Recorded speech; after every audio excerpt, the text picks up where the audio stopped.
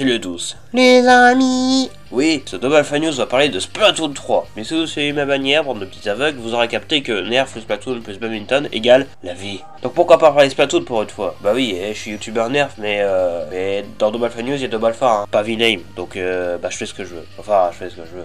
Bref, vous n'êtes pas sans savoir que Splatoon 3 a été annoncé en février dernier. Vous n'êtes pas sans savoir non plus que je n'en avais pas parlé parce que Double Alpha News n'existait pas encore, lol. Et vous n'êtes pas sans savoir que il y a quelques jours à peine, bah il y a juste eu un deuxième trailer de Splatoon 3 et qui défonçait sa race. Donc du coup, bah j'ai voulu en faire une vidéo. Bref, voilà ce qu'on va faire ensemble aujourd'hui. Dans ma Alpha News, c'est le principe. On va analyser un petit peu ce trailer et on va découvrir à quel point Splatoon 3 risque d'être fantastique.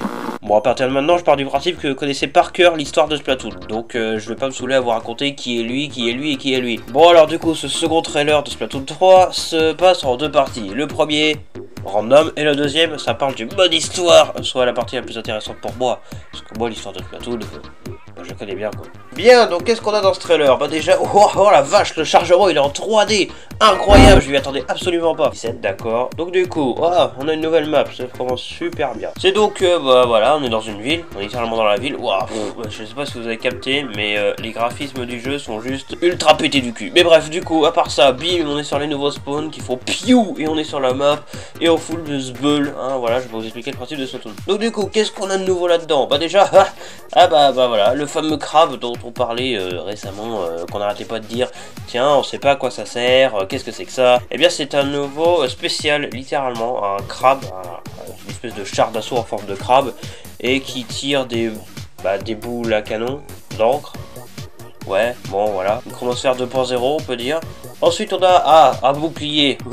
C'est une espèce de bouclier qu'on pose sur place. Ok d'accord, bah ça doit super bien protéger. J'imagine comme le bouclier de Splatoon 1, contrairement à celui de Splatoon 2, l'armure d'encre qui était à chier. Bref ok, on a un crabe d'assaut, un bouclier, qu'est-ce qu'on a d'autre encore? Un nouveau spécial où on se transforme littéralement en ninja. Ah d'accord, hein, le super mollusque ça s'appelle, de ce qu'on m'a dit.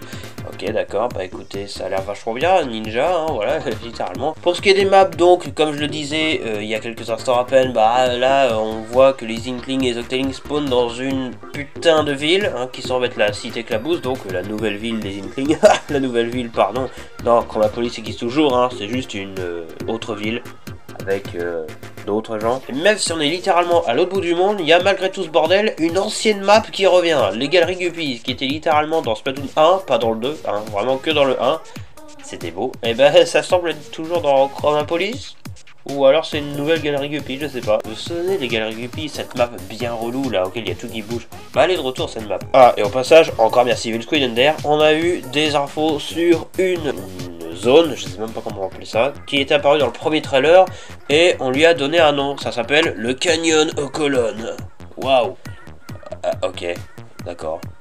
Donc du coup, on connaît déjà 3 maps pour Splatoon 3, dont une qui est de retour, qui était déjà là avant. Bah écoutez, tant mieux. On a vu les armes spéciales, ok d'accord. Bon voilà, maintenant qu'on a vu le moins intéressant, passons au plus intéressant bien sûr.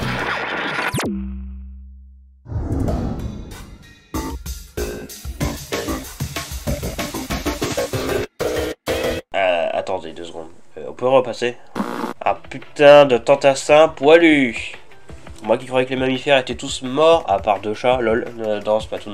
Bah, j'avais tort, visiblement. Ok, donc on a littéralement des tantassins poilus. Et bah bordel, ça sent déjà pas bon. Bim, waouh, le mode histoire, youpi, c'est magnifique, tout le bordel, il y a plein de zones différentes, il y a de la neige, il y a des villes, il y a des déserts, il y a machin là, tout ce bordel, attendez, calmez-vous, je vais faire une crise d'épilepsie là, ça continue. On a trop de trucs à la seconde. Alors on va analyser ça point par point. Donc on a des nouveaux ennemis, voilà, des tantassins, mais au lieu d'être des poulpes, c'est des poulpes poilus. Ce monde n'a plus aucun sens. Ok, ensuite on a littéralement des zones dans des dômes sous terre.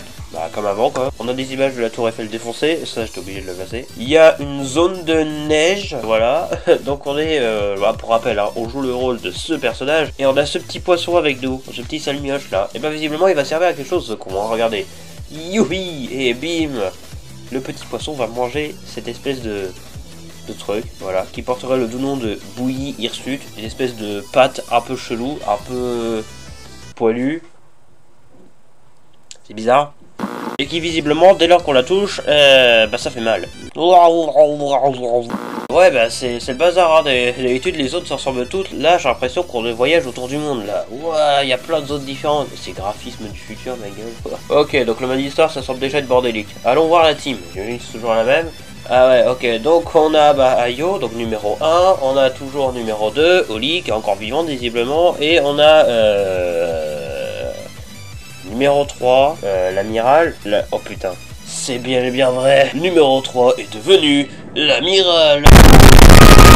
Mais attendez 2 secondes, y a plus de numéro 3. Qui c'est qui va devenir numéro 3?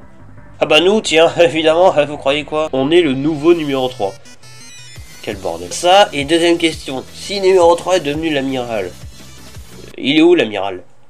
Enfin, l'ancien amiral, je veux dire. Your Highness, I'm sure it's not that noticeable. Hold!